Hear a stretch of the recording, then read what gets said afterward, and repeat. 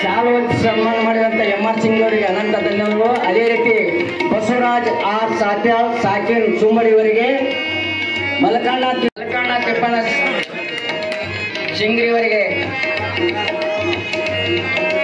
ಅನಂತ ಧನ್ಯವಾದಗಳು. ಅದೇ ರೀತಿ ಸಿದ್ದು ಹೂಗಾರ್ ಮಾಜಿ ಗ್ರಾಮ ಪಂಚಾಯತ್ ಅಧ್ಯಕ್ಷರು ಯಡ್ರಾಮಿ ಅವರಿಗೆ, ಸುರೇಶ್ ವೆಂಕಣ್ಣ ಸಿಂಗ್ರಿ ಅವರು ಬಂದು ಶಾಲು ಹೊಲಿಸಿ ಸನ್ಮಾನ ಮಾಡಿದರು.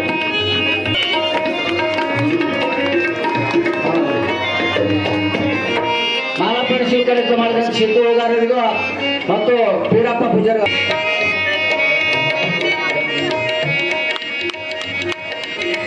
ಕೃಷ್ಣಾಜಿ ಶಾಲು ಹೊಲಿಸಿ ಸನ್ಮಾನ ಮಾಡಬೇಕು. ರಾಮಣ್ಣ ವೆಂಕಣ್ಣ ಸಿಂಗ್ರಿ ಅವರು ಬಂದು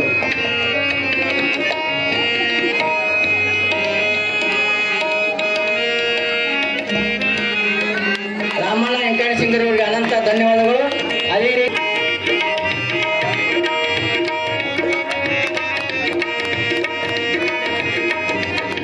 ಮಡಿವಾಳಪ್ಪ ಅವರಿಗೆ ಅನಂತ ಧನ್ಯವಾದಗಳು. ಅದೇ ರೀತಿ ಕೇಶವರಾಯ್ ಗೌಡ ಮಾಲಿ ಪಾಟೀಲ್ ಸಾಕಿನ್ ಕಾಚಾಪುರ ರಂಗಣ್ಣ ಇವರಿಗೆ ಅನಂತ ಧನ್ಯವಾದಗಳು. ಅದೇ ರೀತಿ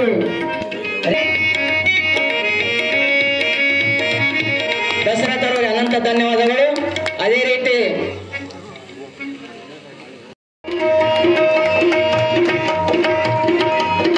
ಪೂಜಾರಿ ಅನಂತ ಧನ್ಯವಾದಗಳು. ಗಿರೀಶ್ ಎಂ ಮಾಲಿ ಪಾಟೀಲ್ ಶಿವರಾಜ್ ಅವರಿಗೆ ಅನಂತ ಧನ್ಯವಾದಗಳು.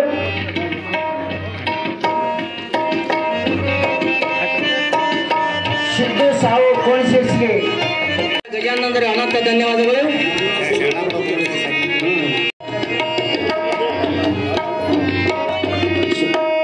ಅಲ್ಲಿ ಸಾಬ್ ಮುಲ್ಲಾ ಸಾಕಿನ್ ಯತ್ನಾಳ್ ಇವರಿಗೆ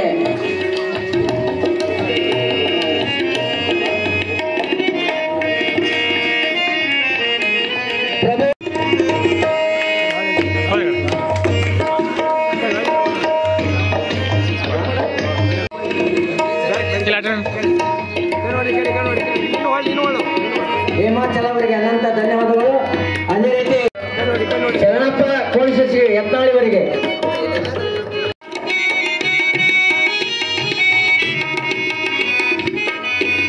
ಅದೇ ರೀತಿ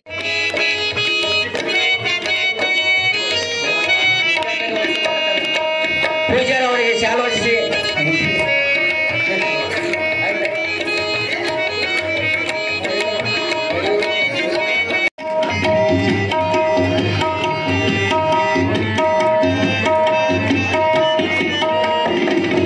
ಹಂಚಿನಾಳ್ ಗ್ರಾಮದ ಅಧಿದೇವತೆಯಾಗಿರುವಂಥ ಗ್ರಾಮದೇವಿಯ ಅಡಿದಾವರುಗಳಲ್ಲಿ ಪ್ರಣಾಮಗಳನ್ನು ಸಲ್ಲಿಸುತ್ತಾ ಸದ್ಭಕ್ತರೇ ಹಾಗೂ ಯತ್ನಾಳ್ ಗ್ರಾಮದ ಸದ್ಭಕ್ತರೇ ಮತ್ತು ಶಾಖಾಪುರ ಗ್ರಾಮದ ಸದ್ಭಕ್ತರೇ ಮತ್ತು ಈ ಒಂದು ಸತ್ಸಂಗ ಕಾರ್ಯಕ್ರಮದಲ್ಲಿ ಭಾಗಿಯಾದಂಥ ಶರಣರೇ ತಮ್ಮೆಲ್ಲರಿಗೂ ನಮಸ್ಕಾರವನ್ನು ತಿಳಿಸುತ್ತಾ,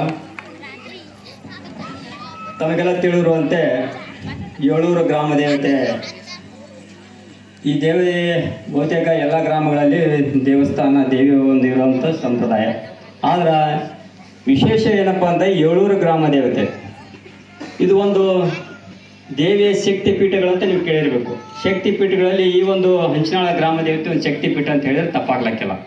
ಯಾಕಂತಂದ್ರೆ ಈ ದೇವಿ ಬಹಳ ಶಕ್ತಿ ಉಳ್ಳಂಥ ಒಂದು ದೇವಿ. ಈ ದೇವತೆ ಬಗ್ಗೆ ದೇವಿ ಪುರಾಣ ಬಗ್ಗೆ ಪೂಜ್ಯ ಶ್ರೀಗಳು ಬಹಳ ಚೆನ್ನಾಗಿ ಇದುವರೆಗೆ ಕಾರ್ಯಕ್ರಮ ನಡೆಸ್ಕೊಂಡು ಬರ್ಲಿಕ್ಕತ್ತಿದಾರ. ನಾನು ಹೆಚ್ಚಿಗೆ ಏನು ಮಾತಾಡೋಕೆ ಹೋಗಂಗಿಲ್ಲ. ಆದ್ರೆ ನನ್ನ ತಿಳಿದ ಮಟ್ಟಿಗೆ ಹೇಳ್ಬೇಕಂದ್ರೆ ದೇವಿಯ ಆರಾಧಕರು, ದೇವಿಯ ಉಪಾಸನೆ ಇವೆಲ್ಲ ಮಾಡಿದ್ರೆ ದೇವತೆ ನಿಮ್ಮ ತಮಗೆಲ್ಲರಿಗೂ ಒಳ್ಳೇದು ಮಾಡ್ತಾರಂತ ಪೂಜ್ಯ ಶ್ರೀ ಈಗಾಗಲೇ ಹೇಳ್ಕೊಂಡು ಬಂದಿದ್ದಾರೆ. ದೇವಿಯ ಒಂದು ಉಪಾಸನೆ, ದೇವಿಯ ಆರಾಧಕರು ಯಾರಾದರೂ ಮಾಡಿದ್ರೆ ತಮಗೊಂದು ಹೆಸರು ನೆನಪಿದೆಯೋ ಗೊತ್ತಿಲ್ಲ. ರಾಮಕೃಷ್ಣ ಪರಮಹಂಸರು ಅಂತ ಒಂದು ಹೆಸರು ಕೇಳಿದ್ರು. ರಾಮಕೃಷ್ಣ ಪರಮಹಂಸರು ಮಹಾನ್ ಸಂತ ಅವರು. ಅಂತ ರಾಮಕೃಷ್ಣ ಪರಮಹಂಸರು ಸಂತರ ಬಗ್ಗೆ ಎಷ್ಟು ಹೇಳಿದ್ರು ಕಡಿಮೆನೆ. ಅವ್ರು ಯಾರು ಆರಾಧಿಕರಾಗಿರಪ್ಪ ಅಂತಂದ್ರೆ ನಿಮ್ಮ ಮೂರು ಗ್ರಾಮ ದೇವತೆ ಆರಾಧಿಕರಾಗಿದ್ರು. ಅಂತ ಮಹಾನ್ ಸಂತರು ತಮ್ಮ ಒಂದು ಪರಂಪರೆಯಲ್ಲಿ ಬೆಳೆಯುವಂಥ ಒಂದು ಗುರುಕುಲ ಒಂದು ಮಾದರಿ ವಿದ್ಯಾಭ್ಯಾಸ ಮಾಡುವಂಥ ತಮ್ಮ ಭಕ್ತ ವೃಂದದಲ್ಲಿ ತಮ್ಮ ಶಿಷ್ಯರನ್ನಾಗಿ ಯಾರನ್ನೂ ಮಾಡ್ಕೊಂಡಿರಲಿಲ್ಲ. ನೂರಾರು ವಿದ್ಯಾರ್ಥಿಗಳ ದಿನನಿತ್ಯದಲ್ಲಿ ಪಾಠ ಪ್ರವಚನ ಮಾಡ್ತಾ ಇದ್ರು. ಆ ರಾಮಕೃಷ್ಣ ಪರಮಹಂಸರು ತಮ್ಮ ನೆಚ್ಚಿನ ಒಂದು ಶಿಷ್ಯ ಇನ್ನೂ ಬರ್ತಾನ ಅಂತ ಹೇಳ್ಕೊಂತಿದ್ರು ಅಂತ. ಈ ಸಂದರ್ಭನ ಯಾಕೆ ಹೇಳ್ತಾ ಇದ್ದೇನೆ ಅಂತ ಕೇಳಿದ್ರೆ, ದೇವಿ ಉಪಾಸನೆ ಮಾಡಿದಂಥ ಒಬ್ಬ ಮಹಾನ್ ಸಂತರು ಅವರಲ್ಲಿ ಎಂಥ ಶಕ್ತಿ ಇತ್ತನ್ನೋದಕ್ಕೆ ತಮಗೆಲ್ಲರಿಗೂ ಗೊತ್ತುಪಡಿಸುವಂತ ನನ್ನ ಉದ್ದೇಶ ಅಷ್ಟೇ. ಅಂತ ರಾಮಕೃಷ್ಣ ಪರಮಹಂಸರು ಅಂತ ಒಂದು ಶಿಷ್ಯನಿಗಾಗಿ ಕಾಯ್ತಾ ಇದ್ರಂತ ಸುಮಾರು ವರ್ಷಗಳಂತ. ಆಕಸ್ಮಿಕವಾಗಿ ಒಂದು ದಿನ ಆ ಒಬ್ಬ ಶಿಷ್ಯ ಬಂದೇ ಬಿಟ್ಟ. ತಮ್ಮ ಸಹಪಾಠಿಗಳಲ್ಲಿ ದೇವರ ಅದಾನ ಇಲ್ಲ ಅನ್ನಂತ ಒಂದು ವಾಗ್ವಾದ ಮಾಡ್ಕೊಂಡು ಆ ವಿದ್ಯಾರ್ಥಿಗಳು ಯಾರ ಕಲಿ ಕೇಳಬೇಕು, ರಾಮಕೃಷ್ಣ ಪರಮಹಂಸರು ಬಹಳ ಮಹಾನ್ ಸಂತರು ಅದಾರ, ಅವ್ರ ಹತ್ರ ಕೇಳೋಣ ಅಂತ ಹೇಳ್ಕೊಂಡು ರಾಮಕೃಷ್ಣ ಪರಮಹಂಸರ ಹತ್ರ ಬಂದರು. ಹೋಗಿ ಗುರುಗಳಿಗೆ ನಮಸ್ಕಾರ ಸಹಿತ ಮಾಡಿಲ್ಲ ಅಂತ ಆ ವಿದ್ಯಾರ್ಥಿ. ಯಾಕೆ ಒಬ್ಬ ದೇವರು ಇಲ್ಲ ಅಂತ ವಾದ ಮಾಡ್ತಿದ್ದ, ಒಬ್ಬರು ದೇವರು ಅದಾನ ಅಂತ ವಾದ ಮಾಡ್ತಿದ್ದ. ಆ ಇಬ್ಬರು ವಿದ್ಯಾರ್ಥಿಗಳು ರಾಮಕೃಷ್ಣ ಪರಮಹಂಸರಲ್ಲಿ ಬರ್ಬೇಕಾದ್ರೆ ಇವ್ರು ರಾಮಕೃಷ್ಣ ಪರಮಹಂಸರು ತಮ್ಮ ಆಶ್ರಮ ಬೇಕು ಅಂತ ಹೇಳಿದ್ರೆ ನನ್ನ ಶಿಷ್ಯ ಹೊಂಟ ಅಂತ ಹೇಳ್ತಿರಂತ. ಇದು ದೇವಿ ಶಕ್ತಿ. ಅಂತ ಸಂದರ್ಭದಲ್ಲಿ ಆ ವಿದ್ಯಾರ್ಥಿ ಬಂದಂತ ಶಕ್ತಿ ದೇವ್ರಿಲ್ಲ ಅಂತ ಏನು ವಾದ ಮಾಡ್ತಿದ್ನಲ್ಲ, ನಾವು ಬಂದು ಪೂಜಾರಿ ನಮಸ್ಕಾರ ಸಹ ಮಾಡಲಿಲ್ಲ ಅಂತ. ಬಂದ ದೇವ್ರು ಕೇಳಿಬಿಟ್ನಂತೆ ನೇರವಾಗಿ, ಗುರುಗಳೇ ದೇವ್ರು ಅದಾನೋ ಇಲ್ಲೋ, ನಾ ಇಲ್ಲ ಅಂತ ವಾದ ಮಾಡ್ತೀನಿ, ನಿನ್ನೆ ದೇವ್ರು ತೋರಿಸ್ಕೊಡ್ಬೇಕಾ? ರಾಮಕೃಷ್ಣ ಪರಮಹಂಸ ಹೇಳಿದ್ರು, ನಿನ್ನ ದೇವ್ರು ತೋರಿಸ್ಕೊಡ್ಬೇಕಪ್ಪ, ನನ್ನ ಮುಂದೆ ಕೂತ್ಕೊಂಡ ತಲೆ ಮೇಲೆ ಕೈ ಇಟ್ರಂತ. ರಾಮಕೃಷ್ಣ ಪರಮಹಂಸರು ಆ ವಿದ್ಯಾರ್ಥಿ ಮೇಲೆ ತಲೆ ಮೇಲೆ ಕೈ ಇಟ್ರಂತ. ತಮ್ಮ ತಪಶಕ್ತಿಯನ್ನ ಇಡೀ ತಮ್ಮ ದೇವಿಯ ಆರಾಧನೆ ಮಾಡ್ಕೊಂಡು ಏನು ಪಡ್ಕೊಂಡ್ರಲ್ಲ, ತಪಶಕ್ತಿಯನ್ನ ತಮ್ಮ ವಿದ್ಯೆಯನ್ನ ಕಂಪ್ಲೀಟ್ ಆ ವಿದ್ಯಾರ್ಥಿಗೆ ದಾರಿ ಹರಿದು ಕೊಟ್ರಂತ. ಅದೇ ವಿದ್ಯಾರ್ಥಿನೇ ಸ್ವಾಮಿ ವಿವೇಕಾನಂದ ಆಗಿರೋದು. ಸ್ವಾಮಿ ವಿವೇಕಾನಂದ ಮತ್ತೆ ಯಾರೂ ಅಲ್ಲ, ರಾಮಕೃಷ್ಣ ಪರಮಹಂಸರ ನೆಚ್ಚಿನ ಶಿಷ್ಯ. ಆ ರಾಮಕೃಷ್ಣ ಪರಮಹಂಸರ ನೆಚ್ಚಿನ ಶಿಷ್ಯನೇ ಇವತ್ತಿನ ಸ್ವಾಮಿ ವಿವೇಕಾನಂದ ಇಡೀ ಜಗದ್ ವಿಖ್ಯಾತ ಆಗಿರೋಂಥದ್ದು. ಇದೆಲ್ಲ ಯಾಕೆ ಸಾಧ್ಯ ಆಯ್ತು ಅಂತಾರೆ, ದೇವಿಯ ಆರಾಧನೆಯಿಂದ ಸಾಧ್ಯ ಆಯ್ತು. ಅದಕ್ಕೆ ನಾವು ದೇವಿಯ ಭಕ್ತಿಯಿಂದ ನಡ್ಕೊಂಡ್ರೆ ನಿಮ್ಗೆ ಏನೋ ಒಂದು ಕಡಿಮೆ ಇಲ್ಲ. ಇಂಥ ಚಿಕ್ಕ ಗ್ರಾಮದಲ್ಲಿ ಚೊಕ್ಕದಾಗಿ ಕಾರ್ಯಕ್ರಮ ಮಾಡಿರಪ್ಪ ಅಂದ್ರೆ ಬಹಳ ಹೆಮ್ಮೆ ಪಡಬೇಕು.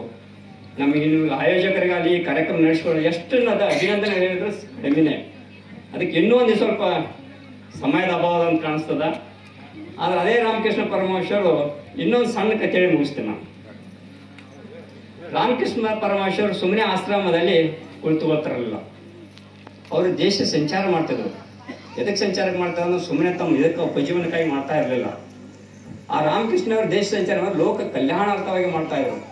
6 ತಿಂಗಳ ಪರ್ಯಂತ ಗ್ರಾಮಗಳನ್ನು ಮಾಡ್ಕೊಂಡು ಅಲ್ಲಲ್ಲಿ ವಸತಿ ಮಾಡ್ಕೊಂಡು ಹೋಗ್ತಾ ಇರೋಂಥ ಸಂದರ್ಭದಲ್ಲಿ, ಉದಾಹರಣೆಗಾಗಿ ಈಗ ಹಂಚಿನಾಳ್ ಅಂತ ಗ್ರಾಮಕ್ಕೆ ನೀವೆಲ್ಲ ರೈತ ಬಂದವರು ತಮ್ಮ ಕೃಷಿ ಕೆಲಸ ಮಾಡಬೇಕಾದ್ರೆ ಒಂದು ಈಗ ಏನೋ ಯತ್ನಾಳ್ ಮಾರ್ಗವಾಗಿ ಹೋಗ್ತಿರ್ತೀರಿ. ಈ ಒಂದು ಹಂಚಿನಾಳ್ ಗ್ರಾಮಕ್ಕೆ ಬಂದಂತ ರಾಮಕೃಷ್ಣ ಪರಮಹಂಸರು ಇಡೀ ಗ್ರಾಮಕ್ಕೂ ಒಂದು ಹಬ್ಬ ಮೂಲ ಆಗಿತ್ತಂತ. ಇದು ನಡೆದಂತ ಸತ್ಯ ಘಟನೆ ಹೇಳ್ತಾ ಇರೋದು, ಯಾವುದೇ ಪುರಾಣದಲ್ಲಿ ಸುಮ್ಮನೆ ಕಾಲ್ಪನಿಕವಾಗಿ ಹೇಳ್ತಿರುವಂತ ಕಥೆ ಅಲ್ಲ. ರಾಮಕೃಷ್ಣ ಪರಮಹಂಸರಲ್ಲಿ ಮಹಾನ್ ಸಂತರಾದಂಥವರು ಅವರ ನಿಜ ಜೀವನದಲ್ಲಿ ನಡೆದಂತ ಸತ್ಯ ಘಟನೆ ಇದು. ಅಂತ ರಾಮಕೃಷ್ಣ ಪರಮಹಂಸರು ಲೋಕ ಕಲ್ಯಾಣ ಅರ್ಥವಾಗಿ ಒಂದು ಊರಿಗೆ ಬಂದಂತ ಸಂದರ್ಭದಲ್ಲಿ ಆ ಊರಿಗೆ ಒಂದು ಹಬ್ಬ ಮೂಲಾಗಿತ್ತು. ಯಾವುದೇ ಕೃಷಿ ಚಟುವಟಿಕೆಗಳನ್ನ ಮಾಡಲಿಕ್ಕೆ ಅದು ಕಷ್ಟ ಕೊಡ್ಲಿಕ್ಕತ್ತಿತ್ತು, ತೊಂದರೆ ಕಡಿಲಿಕ್ಕತ್ತು. ಆ ರೂಟಿಗೆ ಹೋದವರಿಗೆಲ್ಲ, ಆ ದಾರಿಗೆ ಹೋದವರಿಗೆಲ್ಲ ಕಚ್ಚಲಿಕ್ಕತ್ತಿತ್ತು. ಇಡೀ ಭಯದ ವಾತಾವರಣದಲ್ಲಿ ಆ ಜನರು ಬದುಕ್ತಾ ಇದ್ರು. ಅಂತ ಸಂದರ್ಭದಲ್ಲಿ ರಾಮಕೃಷ್ಣ ಪರಮಹಂಸರು ಆ ಊರಿಗೆ ಬಂದಂತ ಇಡೀ ಜನರ ಬೇಡಿಕೆ ಏನಾಗಿತ್ತು, ರಾಮಕೃಷ್ಣ ಪರಮಹಂಸ ಮಹಾನ್ ಸಂತರದಾರ, ರಾಮಕೃಷ್ಣ ಪರಮಹಂಸ ದೊಡ್ಡ ತಪಸ್ವಿಗಳದಾರ, ಅವ್ರಿಗೆ ನಮ್ಮ ಸಮಸ್ಯೆಯನ್ನ ಪರಿಹರಿಸ್ತಾರ ಅಂತ ತಿಳ್ಕೊಂಡು ಇಡೀ ಎಲ್ಲಾ ಜನರ ಬೇಡಿಕೆ ಏನಾಗಿತ್ತು, ಅಪ್ಪರೇ ಆ ಹಬ್ಬವನ್ನ ನಮಗೆ ಕಚ್ಚಲಾರ್ದಂಗೆ ಮಾಡ್ರಿ. ಆಯ್ತಪ್ಪ ನಾನು ಹೋಗೋತ್ನೆ ಹೇಳಿ ಹೋಗ್ತೀನಿ ಅಂತ ಬಹಳ ಸರಳವಾಗಿ ಹೇಳ್ಬಿಟ್ರು ಅವರು. ಬಹಳ ಸರಳವಾಗಿ ಹೇಳ್ಬಿಟ್ರು. ಆಯ್ತು ಹೇಳೋಣ. ಆಯ್ತು, ಒಂದು ದಿವಸ ವಸತಿ ಮಾಡಿದ್ರು. ಅವ್ರಿಗೆ ಏನು ಅತಿಥಿ ಸತ್ಕಾರ ಆಯ್ತು, ಪೂಜ್ಯ ಭಾವನೆ ಏನಾಯ್ತು, ಎಲ್ಲ ಗ್ರಾಮದ ದೇವಸ್ಥಾನ ನಡೆಸಿಕೊಟ್ರು. ಮುಂದೆ ಹೋಗ್ಬೇಕಾದ್ರೆ ಆ ಹಬ್ಬ ಎದುರಿ ಬಂದು ಬಿಟ್ಟಿತ್ತು. ಹಂಗೆ ನಿಮ್ಗೆಲ್ಲ ಗ್ರಾಮದವ್ರಿಗೆ ಬಂದು ನಿಂದಿರ್ತದ, ಅದೇ ತರ ಆ ಹಬ್ಬವನ್ನು ಎದುರಿ ಬಂದು ನಿಂತಿತ್ತು. ಏನೋ ನಾಗಪ್ಪ, ಸುಮ್ಮನೆ ಆ ಗ್ರಾಮದ ಜನರಿಗೆ ಯಾಕೆ ತೊಂದರೆ ಕೊಡ್ತೀಯ, ಯಾಕೆ ಕಚ್ಚುತ್ತಿದ್ದಿ ನೀನು, ನಾಳೆಯಿಂದ ಅವ್ರಿಗೆ ಕಚ್ಚಬೇಡ ಅಂತ ಹೇಳಿಕೆ ಮುಂದೆ ಹೋಗ್ಬಿಟ್ರು. ಊರಿನ ಜನರಿಗೆಲ್ಲ ವಿಚಿತ್ರ ಆಯ್ತು. ಏನು ಎಷ್ಟು ಹೇಳ್ಬಿಟ್ರೆ ನಾಗಪ್ಪ ಏನು ಮಾತು ಕೇಳ್ತದ, ಒಂಥರ ಕೆಲ ಮಂದಿಗೆ ಅನುಮಾನದ ಆಯಿತು. ಮರುದಿವಸ ಯಥಾ ಪ್ರಕಾರ ಆ ರೂಟಿಗೆ ಕೆಲ ಮಂದಿ ಏನೋ ಭಯ ವಾತಾವರಣ ಹೋಗಿರ್ಲಿಲ್ಲ. ದನ ಕಾಯರು ಫಸ್ಟ್ ಹೋಗ್ತಾರೆ, ಯಾವಾಗಲೂ ಒಂದು ಯಾವುದೇ ಹೋಗ್ಬೇಕಾದ್ರೆ ದನ ಕಾಯಿ ಹುಡುಗ್ರೆ ಹೋಗೋರು. ಆ ಹುಡುಗರು ಹೋದಂಥ ಸಂದರ್ಭದಲ್ಲಿ ಏನು ದಿನನಿತ್ಯದಾಗ ಏನು ತೊಂದರೆ ಕೊಡ್ತಿತ್ತು, ಯಾವ ರೈತ ಕಚ್ಚಬೇಕು ಹಾವು ಬೆನ್ನು ಹತ್ತಿತ್ತು, ಸ್ವಲ್ಪ ಸ್ವಭಾವ ಕಡಿಮೆ ಆಗಿತ್ತು. ಯಾಕಂದ್ರೆ ರಾಮಕೃಷ್ಣ ಪರಮಹಂಸ ಹೇಳಿದ್ರಲ್ಲ, ಕಡಿಮೆಯಾದಂಥ ಸಂದರ್ಭದಲ್ಲಿ ಆ ದನಕಾಯಿ ಹೊಡ್ರಿ ಸ್ವಲ್ಪ ಧೈರ್ಯ ಬಂತು. ಈ ದಿನನಿತ್ಯ ಹಾವು ಹೆಂಗೆ ಬಂತು ಕಚ್ಚಲಕ್ಕೆ ಬರ್ತಿತ್ತು, ಇವತ್ತೇನು ಬರಲಿಲ್ಲ ಹುಡುಗ ಸಂಭಾಯ್ತಾಗ್ಯದ. ಅದನ್ನು ಬಂದು ಊರಾಗ ಹೇಳಿಬಿಟ್ರು ಹುಡುಗರು, ಇಲ್ಲ ಹಾವು ಸಂಭಾಯ್ತಾಗ್ಯದ. ಸರಿ ನಾಳೆ ಗಾಡಿಗೆ ಹೋಗೋರು, ಎತ್ತಿನ ಗಾಡಿ ಕೂತ್ ಹೋಗೋರು. ಹೋಗ್ಬಿಟ್ರು. ದಿನನಿತ್ಯ ಎತ್ತಿನ ಗಾಡಿಗೆ ಯಾವ ಥರ ಬರ್ತಿತ್ತು ಹಾವು ಎದುರು, ಅವತ್ತು ಬರಲಿಲ್ಲ. ಯಾಕಂದ್ರೆ ರಾಮಕೃಷ್ಣ ಪರಮಹಂಸರ ಮಾತು ಕೇಳಿತ್ತು. ಅವ್ರು ಬಂದು ಹೇಳ್ಬಿಟ್ರು ಗೈ ಹೊಡ್ರೆ, ಇಲ್ಲ ಹಾವು ಶಾಂತಿ ಆಗ್ಯದ, ಹಾವು ಇದಾಗ್ಯದ. ಸರಿ ಅವ್ರು ಮತ್ತೊಬ್ರು ಹೋದ್ರು. ಅದು ಹಾವು ಏನು ಮಾಡಲಿಲ್ಲ, ಕಚ್ಚಲಿಲ್ಲ. ಹಂಗೆ ರೋಡ್ ಪಕ್ಕಕ್ಕೆಲ್ಲ ತಿರುಗಾಡ್ತಿತ್ತು, ಮಾಡ್ತಿತ್ತು. ಒಂದು 4-5 ದಿವಸ, 1 ವಾರ ಹೋದ ನಂತರ ದನಕಾಯಿಗಳು ಸುಮ್ಮನೆ ಇರ್ತಾರ, ಅದಕ್ಕೆ ಕಲ್ಲು ಎಸಲಿಕ್ಕೆ ಶುರು ಮಾಡಿಬಿಟ್ರು. ಕಲ್ಲು ಎಸೆದ್ರು ಏನೂ ಮಾಡಲಿಲ್ಲ. ಮುಂದೆ ಗೆಳೆಯದವರು ಹೋಗೋ ಹೊತ್ತಿನಾಗ ಬಾರ್ಕೊಲ್ಲಿ ಹೊಡೆದ್ಬಿಟ್ರು. ಕಲ್ಲು ಎಸೆದಾಗ ಅದಕ್ಕೆ ಮೈ ಗಾಯ ಆಯಿತು. ಗಳೆ ಹೊಡೆಯವ್ರನ್ನ ಬಾರ್ಕೊಲ್ಲಿ ಹೊಡೆದಾಗ ಅದಕ್ಕೊಂದು ತೂತು ಬಿತ್ತು, ರಕ್ತ ಬರ್ಲಿಕ್ಕೆ ಶುರು ಆಯಿತು. ಆದ್ರೆ ಏನೂ ಮಾಡಲಿಲ್ಲ. ಯಾಕೆ ಮಾಡಲಿಲ್ಲ? ರಾಮಕೃಷ್ಣ ಪರಮಹಂಸರು ಮಹಾನ್ ದೇವಿ ಆರಾಧಕರಾಗಿದ್ದರು, ತಪಸ್ವಿಗಳಾಗಿದ್ರು. ಆ ಮಾತನ್ನ ಹಾವನ್ನ ಪರಿಪೂರ್ಣ ಪಾಲನೆ ಮಾಡಕತ್ತಿತ್ತು. ಈ ದಿನನಿತ್ಯ ಇದರಾಗ ಸಂಭಾಯ್ತಾಗಿದ್ದೇ ತಡ ಎಲ್ಲ ಜನ ಹಿಂಗೆಲ್ಲ ಮಾಡ್ತಾ ಅಂತ ಹಾವಿಗೆ ಎಷ್ಟು ಅಂದ್ರೆ ಅದು ಸಾವು ಹೋರಾಟದ ಮಧ್ಯದಲ್ಲಿ ಬದುಕ್ತಾ ಬಂತು. ಯಾವ ರಾಮಕೃಷ್ಣ ಪರಮಹಂಸರು ಏನು ಕಲ್ಯಾಣಾರ್ಥಕ್ಕೆ ಈ ಮಾರ್ಗ ಹೋಗಿದ್ರಲ್ಲ, ಮತ್ತೆ ಪುನಃ 6 ತಿಂಗಳ ಒಳಗೆ ಬಂದ್ರು. ಅವರು ಬರೋದ್ರೊಳಗೆ ಮಧ್ಯದಲ್ಲಿ ಹಾವು ಮತ್ತೆ ಬಂದು ನಿಂತು ನೋಡಿದ್ರೆ ಅದರ ಹಾವಿನ ಒಂದು ಏನಂತಾರ ಅದರ ಇದನ್ನ ರಕ್ತ ಎಲ್ಲ ಮೈಯೆಲ್ಲ ಸೋರ್ತಾ ಇತ್ತು. ಎಲ್ಲಿ ಬೇಕಲ್ಲೆಲ್ಲ ಹಣ್ಣಾಗಿಬಿಟ್ಟಿತ್ತು. ಏನೋ ನಾಗಪ್ಪ ನಿನ್ನ ಅವಶೇಷ ಹಿಂಗೆ ಯಾಕ ಅಂತೇವ್ರು. ತಮ್ಮ ತಪಸ್ವಿಗಳು, ತಾವು ದೇವಿ ಆರಾಧಕರು, ನೀವು ನಾನು ಕಚ್ಚಬೇಡ ಅಂತ ಹೇಳಿರಿ, ನಾನು ಬಿಟ್ಬಿಟ್ಟಿನಿ. ನನ್ನ ಜನರ ದುರುಪಯೋಗ ತೋರಿಸ್ಕೊಂಡು ಈ ಥರ ನನ್ನ ಪರಿಸ್ಥಿತಿ ಮಾಡಿಟ್ಟಿದ್ದಾರೆ. ನಾ ಹೇಳೋ ತಾತ್ಪರ್ಯ ಏನು, ತಪಸ್ವಿಗಳ ಮಾತಿಗೆ ಬೆಲೆ ಕೊಟ್ಟದೆ ಹೊರತಾಗಿ ನಿಮ್ಮ ಗ್ರಾಮದ ಜನರಿಗೆ ಬೆಲೆ ಕೊಟ್ಟಿರಲಿಲ್ಲ ಹಾವು. ಇದನ್ನು ದುರುಪಯೋಗ ಪಡಿಸ್ಕೊಂಡು ನಾವು ದಿನನಿತ್ಯದ ಮೇಲೆ ಹಾವಿನ ಮೇಲೆ ದೌರ್ಜನ್ಯ ಎಸಗಲಿಕ್ಕೆ ಕತ್ತಿದ್ರು. ಅದಕ್ಕೆ ರಾಮಕೃಷ್ಣ ಪರಮಹಂಸ ಹೇಳಿದ್ರಂತ, ನಾನು ನಿನಗೆ ಕಚ್ಚಬೇಡ ಅಂತ ಹೇಳಿದ ಖರೆ, ನಿನ್ನ ಬುಸ್ಸನ್ನು ಬಿಟ್ಟು ಬೇಡ ಅಂತ ಹೇಳಿ ನನಗೆ ಹೇಳಿದ್ರಂತ.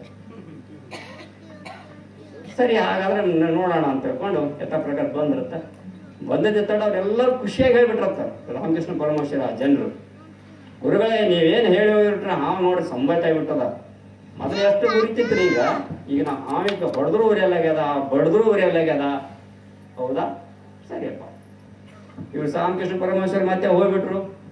ಮತ್ತೆ ಯಥಾ ಪ್ರಕಾರ ಬೆಳಿಗ್ಗೆ ಎದ್ದು ದನಕಾಯಿ ಹುಡ್ರು ಹೋದ್ರಲ್ಲ, ಹೋಗೋಣ ತಮ್ಮ ಚೇಷ್ಟೆ ಚಾಲು ಮಾಡಿದ್ರು. ಬಡಿಗೆ ಹೊಡೆದ ಕಲ್ಲು ನೋಡಿ ಹಾವು ಎದ್ದಿದ್ದು ಬುಸ್ ಅಂದ್ಬಿಡ್ತಾರೆ, ಬಿಟ್ಟು ಉಳಿಸ್ತು ಮಾಡಿಬಿಟ್ರು. ಗಳೆ ಹೊಡೆಯವ್ನು ಹೋದ್ನಂತ, ಬಾರ್ಗಳು ಹೊಡೆದಂತ ಮತ್ತೆ ಬುಷ್ ಅಂತ. ಇವ್ರು ಹೇಳೋ ತಾತ್ಪರ್ಯ ಏನು, ಯಾರೇ ಮಹಾನ್ ತಪಸ್ವಿಗಳ ಉದ್ದೇಶ, ತಪಸ್ವಿಗಳ ಒಂದು ಶಕ್ತಿಯನ್ನ ನಾವು ಹಗುರವಾಗಿ ತಿಳ್ಕೋಬಾರ್ದು ಅಂತ. ಅದು ದೇವಿ ಆರಾಧಕರಾಗಿದಾರ, ಅವಂತ ಒಂದು ಮಾತನ್ನ ಕೇಳುವಂತ ಹಾವ, ಅದಕ್ಕೆ ನಾವು ಹಗುರವಾಗಿ ತಿಳ್ಕೊಂಡು ಕೊಡಲಾರದ ಕೀಟಗಳನ್ನು ಕೊಟ್ಟದ್ದೇ ಆದ್ರೆ ಪರಿಸ್ಥಿತಿ ಇಲ್ಲಿಗೆ ಆಗ್ತದ. ಅದಕ್ಕೆ ಅದನ್ನ ದುರುಪಯೋಗ ಪಡಿಸ್ಕೊಂಡ್ರೆ ಕಚ್ಚೋದು ಬಿಟ್ರೆ ಬುಸ್ ಅಂದ್ರೆ ಸಾಕು. ಅದಕ್ಕೆ ಬುಸ್ ಅನ್ನಂತ ತಾತ್ಪರ್ಯ ಈ ದೇವಿ ಆರಾಧಕರೆಲ್ಲ ಕೇಳಿರಪ್ಪ ಅಂದ್ಮಾಕೆ ಇದನ್ನ ಮತ್ತೆ ಹಾವು ದನಗಾರರು ಬೆಳೆದವ್ರ ಜೊತೆ ಹೋಗ್ಬಾರ್ರಿ. ಇನ್ನು ರಾಮಕೃಷ್ಣ ಪರಮಹಂಸರ ಪರಂಪರೆಯಲ್ಲಿ ಬರ್ರಿ, ದೇವಿಯನ್ನು ಇವು ಪೂಜ್ಯ ಶ್ರೀಗಳನ್ನು ಹೇಳಿಕೊಡ್ತಾರಲ್ಲ, ಅದನ್ನ ಕಂಪ್ಲೀಟ್ ತಾವೆಲ್ಲ ಜಾರಿ ತಗೊಂಬರ್ರಿ ಅಂತ ಹೇಳ್ಕೊಂಡು ಹೇಳುತ್ತಾ ಈ ಕಾರ್ಯಕ್ರಮದಲ್ಲಿ ನಮ್ಗೆ ಆಹ್ವಾನಿಸಿ ಗೌರವಿಸಿ ಒಂದೆರಡು ಮಾತುಗಳನ್ನ ಆಡ್ಲಿಕ್ಕೆ ಅವಕಾಶ ಮಾಡಿಕೊಟ್ಟಂತ ಸಮಸ್ತ ಈ ಕಾರ್ಯಕ್ರಮದ ಆಯೋಜಕರಿಗೂ ಮತ್ತೊಮ್ಮೆ ತಮ್ಮೆಲ್ಲ ಸತ್ಸಂಗದಲ್ಲಿ ಭಾಗಿರುವಂತ ಎಲ್ಲಾ ಶರಣೊಟ್ಟಿಗೆ ನಮ್ಮ 2 ಮಾತುಗಳನ್ನು ಹೇಳ್ತಾ ಧನ್ಯವಾದಗಳನ್ನು ಹೇಳಿಸಿ ನಾನು 2 ಮಾತುಗಳು ಜೈ ಹಿಂದ್. ಶ್ರೀ ದೇವತೆಯ ಗರ್ಭಗುಡಿಗೆ ನಮಸ್ಕರಿಸಿ ವೇದಿಕೆ ಮೇಲೆ ಆಸೀನರಾಗಿರ್ತಕ್ಕಂಥ ಪ್ರವಚನಕಾರರು ಮತ್ತು ಗುರುಜಿ ಮತ್ತು ತಬಲವಾದಕರು ಗುರುಗಳನ್ನ ಆಧಾರ ಮಾಡಿಕೊಂಡು ವೇದಿಕೆ ಮೇಲೆ ಆಸೀನರಾಗಿರ್ತಕ್ಕಂಥ ಸುರೇಶ್ ಅಣ್ಣವ್ರನ್ನ ಮೊದಲು ಮಾಡಿಕೊಂಡು ಎಲ್ಲ ಕಾಚಪುರ ಗ್ರಾಮದ ಮಾಲಿಗೌಡ್ರೆ ಮತ್ತು ಎಲ್ಲ ನನ್ನ ಯತ್ನ ಗ್ರಾಮದ ಮತ್ತು ಸಮಸ್ತ ಎಲ್ಲ ಸದ್ಭಕ್ತರಿ ಮತ್ತು ತಾಯಿಯಂದಿರಿ ಮತ್ತು ಈ ಕಾರ್ಯಕ್ರಮದ ಎಲ್ಲ ಪದಾಧಿಕಾರಿಗಳು, ಬದುಕೋದು ನಮ್ಮ ಬದುಕು ಇವತ್ತು ಪಾರಮಾರ್ಥ, ಮೊದಲೇನು ಸಂಸಾರ ಗೆದ್ದು ಪಾರಮಾರ್ಥ ಗೆದಿಬೇಕು ಅನ್ನುವಂಥದ್ದು ರೂಢಿ ಇತ್ತು. ಇವತ್ತು ಪಾರಮಾರ್ಥ ಅಂದ್ರೆ ಏನು ಅನ್ನೋದು ಇವತ್ತು ಏನಾಗಿ ಹೋಗ್ಯದ. ನಮ್ಮ ಪ್ರವಚನಕಾರರು ದೊಡ್ಡ ಪ್ರವಚನಕಾರ, ಅವ್ರ ಬಗ್ಗೆ ನಾವು ಹೇಳಕ್ಕೆ ನಮ್ಮಲ್ಲಿ ವರ್ಡ್ ಇಲ್ಲ. ಭಾಳ ಸಾತ್ವಿಕ, ಭಾಳ ಅದ್ಭುತವಾದಂಥ ಒಂದು ವಾಕ್ಚಾತುರ್ಯ ಅದ ಅವ್ರ ಬಳಿ. ಅಂಥ ಒಂದು ಮಹಾನ್ ವ್ಯಕ್ತಿಗಳ ಪ್ರವಚನ ಕೇಳಿ ಈ ನಾವು ಮಾತಾಡೋದ್ರಾಗ ಅರ್ಥ ಇಲ್ಲ. ಆದ್ರೆ ನಮ್ಮ ಬದುಕು ಹೋಗುವಂಥ ದಾರಿ ಬದಲಾಗ್ಯದ ಅನ್ನೋದ್ರ ಬಗ್ಗೆ ಒಂದೆರಡು ಮಾತಾಡ್ಲಿಕ್ಕೆ ಇಷ್ಟಪಡ್ತೀನಿ. ನಮ್ಮ ಭಾವನೆಗಳು ಬದಲಾಗ್ಯಾವ, ನಮ್ಮ ಬದುಕಿಗೆ ಅರ್ಥ ಇಲ್ದಂಗಾಗ್ಯದ. ಈಗ ಕಳೆದು ಹೋದವಲ್ರಿ ಹಿಂದೆ ನೋಟುಗಳು 500 ರೂಪಾಯಿ ನೋಟುಗಳು ಬ್ಯಾನ್ ಆದವಲ್ಲ, ಆ ರೀತಿ ನಮ್ಮ ಬದುಕಾಗ್ಯದ. ಯಾವುದಕ್ಕೂ ಅರ್ಥ ಇಲ್ಲ. ಈಗ ಮೊನ್ನೆ ಒಂದು 20 ರೂಪಾಯಿ ನೋಟ್ನೊಳಗೆ ಗತ್ರಿಗೆ ಭಾಗಮ್ಮ ಈ ಗುಡಿ ಒಳಗೆ ಒಂದು ಫೇಸ್ಬುಕ್ನೇ ಬಂದಿತ್ತು, ನನ್ನ ಅತ್ತೆ ಸತ್ತರೆ ನಿನಗೆ ಸಿಡಿ ಆಡುತ್ತೇನೆ ಅಂತೇಳಿ ಯಾವತ್ತಿಗೆ ತಾಯಿಯಂದಿರು ಯಾರೋ ಒಬ್ಬರು ಬರೆದು ಹಾಕಿದ್ರು. ಎಲ್ಲಿಗೆ ಬಂದು ಹತ್ತಿತ್ತು ಅನ್ನೋದು ಸಂಸ್ಕಾರ ಕಳ್ಕೊಂಡಿದ್ದಕ್ಕೆ ನಮ್ಮ ಬದುಕು ಹಿಂಗೆ ಬಂದು ನಿಂತದ. ಇಲ್ಲಿ ಯಾರು ತಪ್ಪು ಮಾಡ್ಲಕತ್ತೀವಿ ಅನ್ನೋದು ಯಾರಿಗೆ ಅರ್ಥ ಆಗೋವಲ್ದು. ಮನ್ಯಾಗ ಹುಟ್ಟುತ್ತಲೇ ಇವತ್ತು ನೋಡ್ರಿ, ನೀವು ಒಂದು ಮನೆ ಒಳಗೆ ಒಬ್ಬ ತಾಯಿಗೆ 2 ಗಂಡು ಮಕ್ಕಳು ಇದ್ದು ಅಂದ್ರೆ ಅವಕ್ಕೆ ರಾಮ ಲಕ್ಷ್ಮಣ ಅಂತೀವಿ ನಾವು ಸಣ್ಣವರಿದ್ದಾಗ, ಹೌದಾ? ಬೆಳೀತಾ ಬೆಳೀತಾ ಬೆಳೀತಾ ಮಕ್ಕಳ ಬದುಕು, ಅವರು ಮದುವೆ ಆಗತ್ತೇನೋ ರಾಮ ಲಕ್ಷ್ಮಣರೇ. ಮದುವೆ ಆದ ಮೇಲಕ್ಕೆ ನೋಡ್ರಿ ಸೆಳೆತ ನಿಜವಾದ ಜೀವನ ಫೈಟ್ ಚಾಲೂನೆ. ಅಲ್ಲಿ ರಾಮ ಒಬ್ಬ ಉಳಿತಾನ, ರಾವಣ ಒಬ್ಬ ಬರ್ತಾನ, ರಾಮ ಲಕ್ಷ್ಮಣ ಸ್ವಲ್ಪ ಮಾಯ ಆಗ್ತಾನ. ಯಾಕೆ ಹಿಂಗಾಗ್ತದ? ಎದರ ಸಲುವಾಗಿ?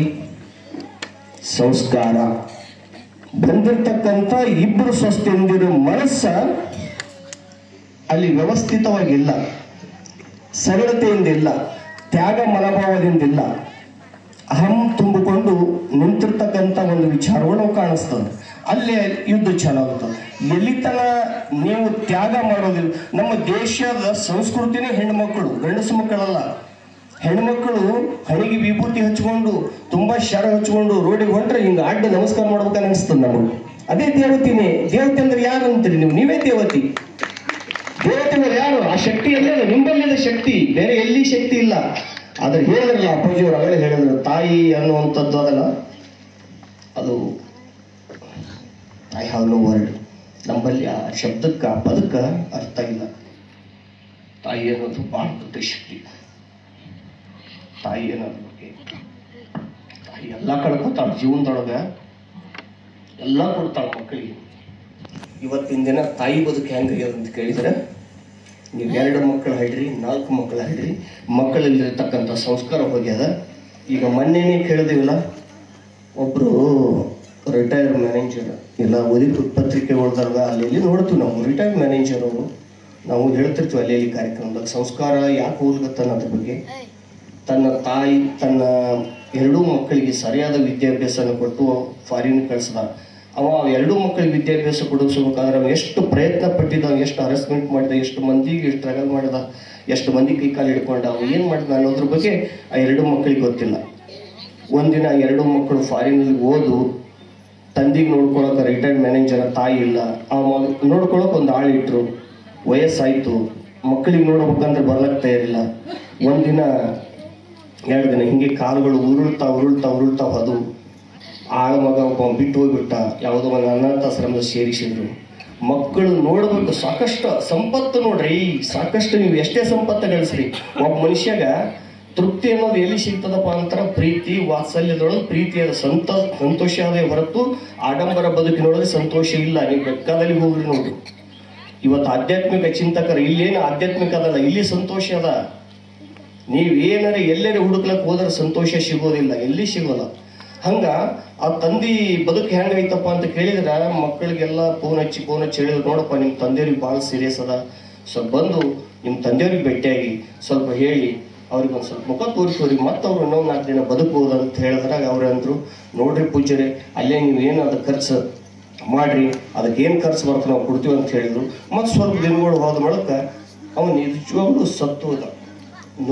ಮಕ್ಕಳಿಗೆ ನೋಡ್ಬೇಕಂತ ಸತ್ತು ಹೋದ. ಮಕ್ಕಳಿಗೆ ಕೊನೆಗೆ ಒಂದು ಫೋನ್ ಹೋಯ್ತು, ನಿಮ್ಮ ತಂದೆಯವರಂತೂ ಸತ್ತು ಹೋದ್ರು, ಅದು ಶವ ಸಂಸ್ಕಾರಕಾರಿ ಬರ್ರಿಯಪ್ಪ, ಮತ್ತೆ ಹಿಂಗಾದ ಅವ್ರ ಆತ್ಮಕಾರಿ ಶಾಂತಿ ಸಿಗ್ತಂದಾಗ ಅವರು ಒಂದು ಮಾತಂದ್ರು, ಅದು ಏನೇ ಖರ್ಚು ಬರ್ಲಕ್ಕೆ ಗುರುಗಳೇ ನೀವು ಸಂಸ್ಕಾರ ಮಾಡ್ರಿ, ನಿಮಗೆ ಅದೇನದ ಫೋನ್ ಪೇ ಮೂಲಕ ರೊಕ್ಕ ಕಳಿಸ್ತೀವಿ ಅಂದಾಗ ಏನು ಮಾಡ್ತೀರಿ? ಎಷ್ಟು ಮಕ್ಕಳು ತುಂಡು ಏನು ಮಾಡೋದ? ಜಗತ್ತಿನೊಳಗೆ ಏನದ? ಒಬ್ಬ ಅಲೆಕ್ಸಾಂಡರ್ ಇಡೀ ಜಗತ್ತನ್ನ ಗೆದ್ದಿರ್ತಕ್ಕಂಥ ಅಲೆಕ್ಸಾಂಡರ್ ಸಾಯುವಾಗ ಒಂದು ಮಾತು ಹೇಳ್ತಾನೆ. ಏನು ಹೇಳ್ತಾನೆ ಗೊತ್ತಾರೆ? ಅವಾಗ ಜ್ಞಾನೋದಯ ಆಗಿರ್ತದೆ ಅವನಿಗೆ.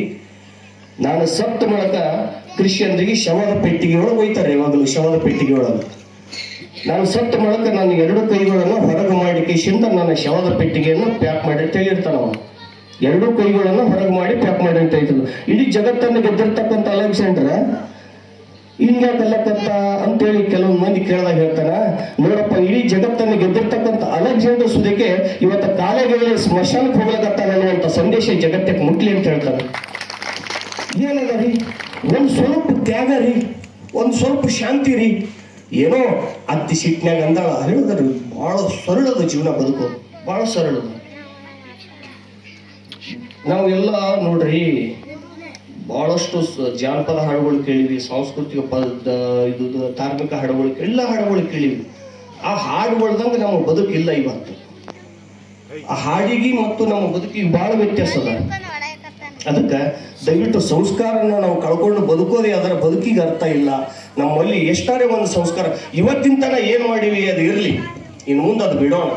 ಇವತ್ತು ಆದಿಶಕ್ತಿಯ ಒಂದು ಕೃಪಾಶೀರ್ವಾದ ನಮ್ಮ ಮ್ಯಾಲ ಆಗಲಿ. ನೀವು ದಿನ ಏನ್ ಬೇಡ್ಕೋಬೇಕು ದೇವ್ರಿಗೆ ಗೊತ್ತರೆ, ನನ್ನ ಮಕ್ಕಳಿಗೆ ಅದು ಆಗ್ಲಿ ಇದು ಅಲ್ಲೇ ಬೇಡ, ನನ್ನಲ್ಲಿ ಇರ್ತಕ್ಕಂಥ ಕೆಟ್ಟ ಗುಣಗಳನ್ನು ಕಳೆಯುವ ತಾಯಿಯಂತ ಪಾಲಕ. ಬೇರೆಯವರು ಮಾಡೋದು ಬೇಡ, ನೀವು ನನ್ನಲ್ಲಿ ಇರ್ತಕ್ಕಂಥ ಕೆಟ್ಟ ಗುಣಗಳನ್ನ ನೀ ಕಳಿ. ನಾ ಹಿಂದೆ ಏನ್ ಮಾಡೀನಿ, ನನ್ನ ತಪ್ಪು ನಾ ಒಪ್ಕೊಂಡಿನಿ, ನನಗ ಮನಸ್ಸಿಗೆ ಇದು ಅದ ನೋವು ಅದ, ಆದ್ರೆ ಇನ್ನು ಮುಂದೆ ನನಗೆ ಹೊಸ ಬದುಕು ನೀ ಕೊಡು. ನಾನು ನಿನಗೇನು ಕೇಳ್ಕೊಳ್ಳಲ್ಲ, ನನ್ನ ಒಳಗಿರ್ತಕ್ಕಂಥ ಕೆಟ್ಟ ಗುಣಗಳನ್ನು ನೀ ಕಳೆಯವ ತಾಯಿ. ನಾನು ಈ ದಿನ ಬಂದು ನೀನು ಗರ್ಭಗುಡಿಗೆ ಅಡ್ಡಬಿಡ್ತೀನಿ ಅಂತ ಬೇಡ್ಕೋರಿ. ಅವಾಗ ನಮ್ಮ ಬದುಕು we are change and also change ಅಂತ ನಾವು ಮೊದಲು ಬದಲಾಗ್ಬೇಕು. ನಾ ಬದಲಾಗ್ಬೇಕು. ಸೊಸೈಟಿ ಸರಿ ಇಲ್ರಿ, ಸಮಾಜ ಸರಿ ಇಲ್ರಿ, ಅವ್ರು ಸರಿ ಇಲ್ರಿ, ಇವ್ರು ಸರಿ, ಯಾರು ಸರಿ ಇಲ್ಲ. ಭಾಳ ಪುಣ್ಯ ಆತು ಬಿಡಿ, ಚಲೋ ಸಾವು ನೋಡಿ ಅಂತೀವಿ. ಸುತ್ತವರೆಲ್ಲ ಒಳ್ಳೆಯವರು, ಇಲ್ಲಿದ್ದವರೇ ಯಾರು ನಾವು ಕೆಟ್ಟವ್ರು ನಂಗೆ ಐತಲ್ಲ. ಹಂಗಿಲ್ಲ ಬದುಕು. ಸತ್ತವರು ಅವ್ರವ್ರು.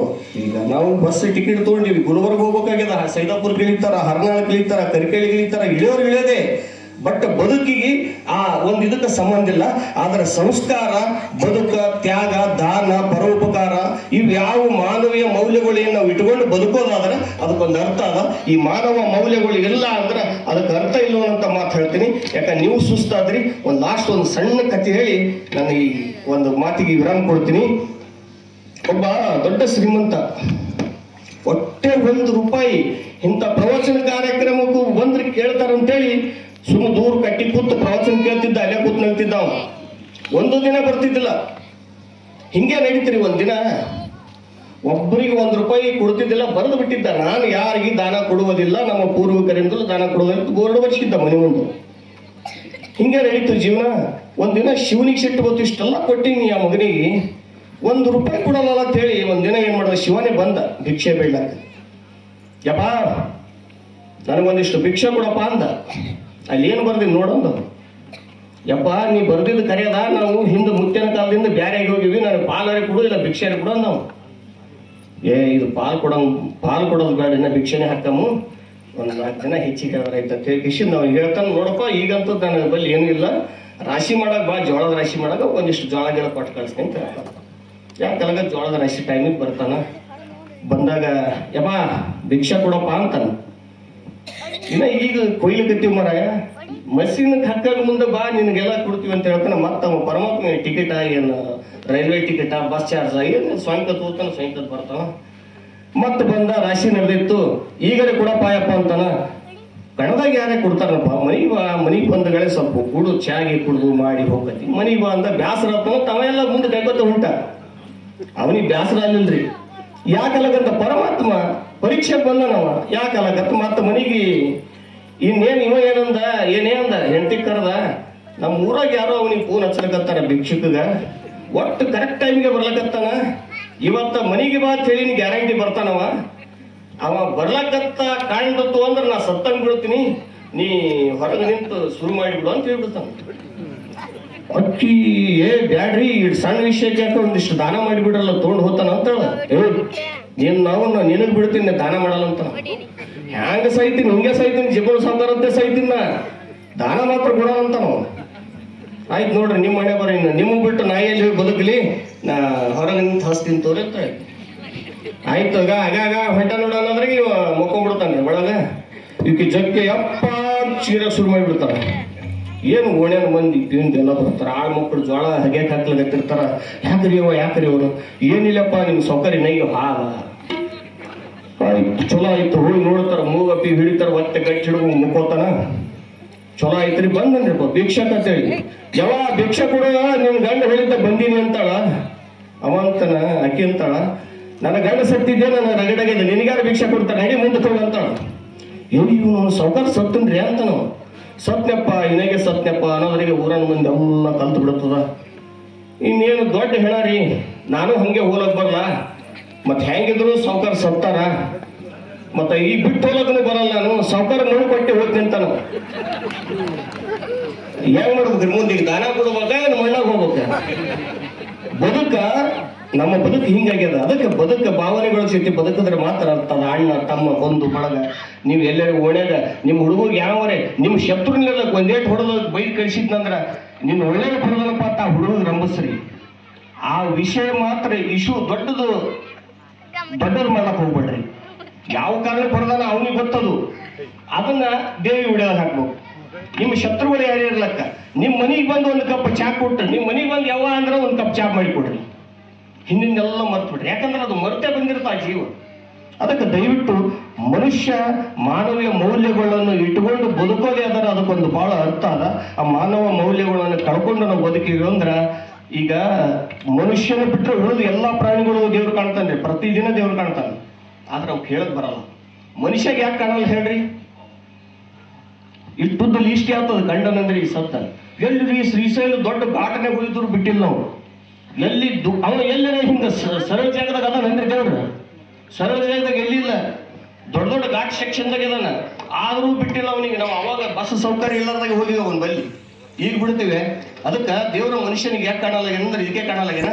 ಅದಕ್ಕೆ ದೇವ್ರ ನಿಮ್ಗೆ ನಿಜವಾಗ್ಲೂ ಕಾಣಬೇಕಾದ್ರ ಒಬ್ಬವ ಬೈಬೇಡ್ರೆ, ಒಬ್ಬ ದೇವ್ರು ತೋರಿಸ್ತೀನಿ ಅಂತೇಳಿ ಎಲ್ಲರ ಬಳಿ ಒಂದೊಂದು 1000 ರೂಪಾಯಿ ತೊಗೊಂಡಿದ್ನಂತ. ಎಲ್ಲರ ಬಳಿ 1000 ರೂಪಾಯಿ. ಯಾರು ದೇವ್ರು ನೋಡ್ತೀರಿ ಎಲ್ಲರೂ 1000 ರೂಪಾಯಿ ಕೊಡ್ರ.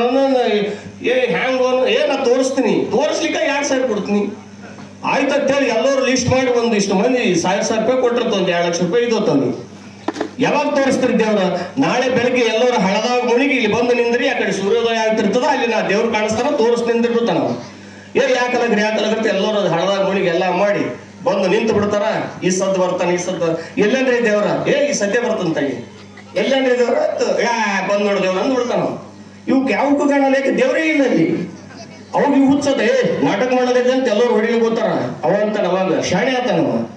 ನೋಡಪ್ಪ, ಯಾರ ಮನೆಯೊಳಗ ನಿಮ್ಮ ಹೆಂಡತಿಯರು ನಿಮಗೆ ಜೀವ ಮಾಡ್ತಾರ, ಅವ್ರಿಗೆ ಅಷ್ಟೇ ದೇವ್ರು ಕಾಣ್ತಾನ ಅಂದಾಗ ಅವ್ರಂತ ನನಗ್ ಕಾಣ್ಲಕತ್ತಾನ ದೇವ್ರು ಅಂತೇಳಿ ಎಲ್ಲರೂ ಕಾಣ್ಲಕತ್ತಾನ ಅಂದ್ ಬಿಡ್ತಾರ. ಹೋದ್ರ ಒಂದು 1000 ರೂಪಾಯಿ ಇಲ್ಲಿಕಂದ್ರೆ ನಾನು ಹೆಂಡತಿ ಜೀವ ಇಲ್ಲ ಅಂದ್ರೆ ಮತ್ತೆ ಅದಕ್ಕೊಂದು ಏನು ತಪ್ಪು ಕಲ್ಪನೆ ಆಗ್ತದ, ಬೇಡ ಅಂತೇಳಿ. ಅಂದ್ರೆ ಅರ್ಥ ಬೇರೆ ಬೇರೆ ಇರ್ತಾವ. ಸುಮ್ಮೊಂದು ಸಣ್ಣ ಒಂದು ಉದಾಹರಣೆ ಕೊಟ್ಟಿವಿ. ಅದಕ್ಕೆ ದಯವಿಟ್ಟು ನಾವು ಅದಕ್ಕೆ 5 ನಿಮಿಷ ಅಂದ್ರೆ ನಾವು ಮಾತಾಡೋಕೆ ಹೋಗಲ್ಲ. ಅದಕ್ಕೆ ದಯವಿಟ್ಟು ನಿಮ್ಮನ್ನೆಲ್ಲ ಬೇಸರ ಮಾಡಿದ್ರೆ, ನನ್ನ ಮಾತಿನಲ್ಲಿ ಯಾವುದಾದ್ರೂ ತೊಂದರೆ ನಿಮ್ಗೆ ನೋವಾಗಂಗೆ ಮಾತಾಡಿದ್ರೆ ದಯವಿಟ್ಟು ಕ್ಷಮಿಸಬೇಕು. ಅಪ್ಪಾಜಿಯವ್ರ ಪಾದಕ್ಕೆ ಮತ್ತು ನಮ್ಮೆಲ್ಲ ವೇದಿಕೆ ಮೇಲೆ ಎಲ್ಲರ ಪಾದಕ್ಕೆ ನಾನು 2 ಮಾತುಗಳನ್ನು ಹಾಕಿ ಇವತ್ತು ಮಾತಾಡೋಕ್ಕೆ ಅನುವು ಮಾಡಿಕೊಟ್ಟಿರ್ತಕ್ಕಂಥ ಹಂಚಿನಾಳ ಗ್ರಾಮದವ್ರು ಬಹಳ ಆತ್ಮೀಯ ಯಾವಾಗಲೂ ಬರ್ತಿರ್ತೀವಿ. ಆದರೂ ಇವತ್ತು ವಿಶೇಷ ಇವತ್ತು ಬಂದಿದ್ದು. ಅದಕ್ಕೆ ದಯವಿಟ್ಟು ಎಲ್ಲ ಮಹಾತ್ಮೆಯರು ಮತ್ತು ನನ್ನ ಎಲ್ಲ ಅಣ್ಣ ತಮ್ಮಂದಿರೆಲ್ಲ ನನ್ನ ಸ್ನೇಹಿತರು ಎಲ್ಲ ಬಳಗದವರು ನನಗೆ ಒಂದು ಈ ಮಾತಾಡಲಿಕ್ಕೆ ಅವಕಾಶ ಮಾಡಿಕೊಟ್ಟರೆ ಎಲ್ಲರಿಗೂ ಧನ್ಯವಾದ ಹೇಳ್ತಾ ನಾನು 2 ಮಾತಿಗೆ ವಿರಾಮ ಕೊಡ್ತೀನಿ. ಜೈ ಹಿಂದ್, ಜೈ ರಾಮದೇವ ದೇವ.